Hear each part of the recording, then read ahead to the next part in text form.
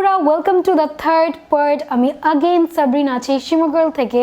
Second পার্টে বলেছিলাম তোমাদের সাথে থার্ড পার্টে একটা সানস্ক্রিনের রিভিউ নিয়ে চলে আসবো, আর আজকে আমি চলে এসেছি अगेन একটা বেস্টেস্ট সানস্ক্রিনের রিভিউ নিয়ে। সো আমি সবকিছু ইন ডিটেইলে কথা বলবো, so let's get started.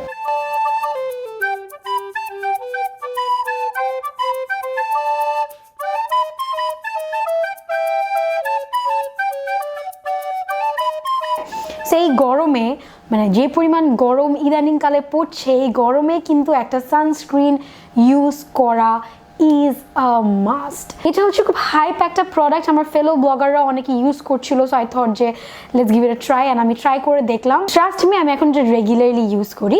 So I think আর কথা না বাড়িয়ে তোমাদের সাথে রিভিউটা চলো শেয়ার করে ফেলি। সো প্যাকেজিংটা একটা হোলোগ্রাফিক টাইপের একটা প্যাকেজিং, দেখতে খুব সুন্দর।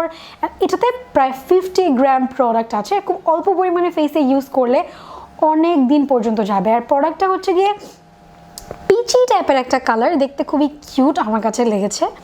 অ্যান্ড এটাতে স্মেল নেই কোনো আর কি, অলটুগেদার পিচি পিঙ্ক টাইপের একটা কালার, যেটা দেখতে খুব সুন্দর। আর এটা ফেসে অ্যাপ্লাই করার সাথে সাথে খুব ঠান্ডা একটা ফিলিংস দেয়।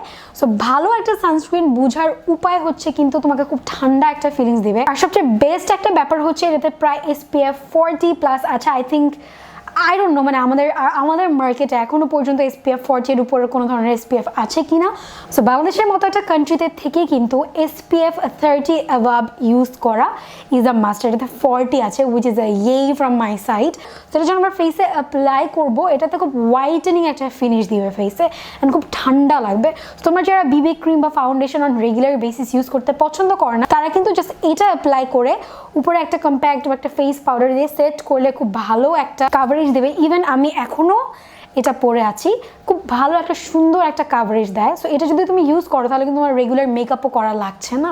So which is really good for your skin. আমি এটা অল টুগেদার 3 মান্থস ধরে ইউজ করছি, and I am loving it, trust me.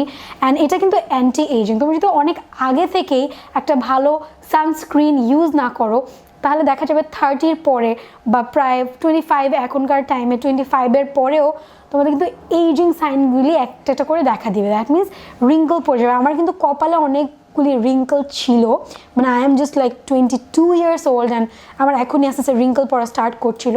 Then I thought যে আমার একটা ভালো একটা সানস্ক্রিনে ইনভেস্ট করতে হবে।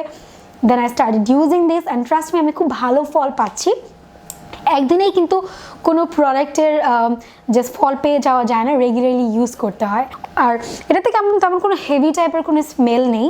সো দ্যাটস ওয়াই আমার স্মেললেস প্রোডাক্ট অনেক ভালো লাগে।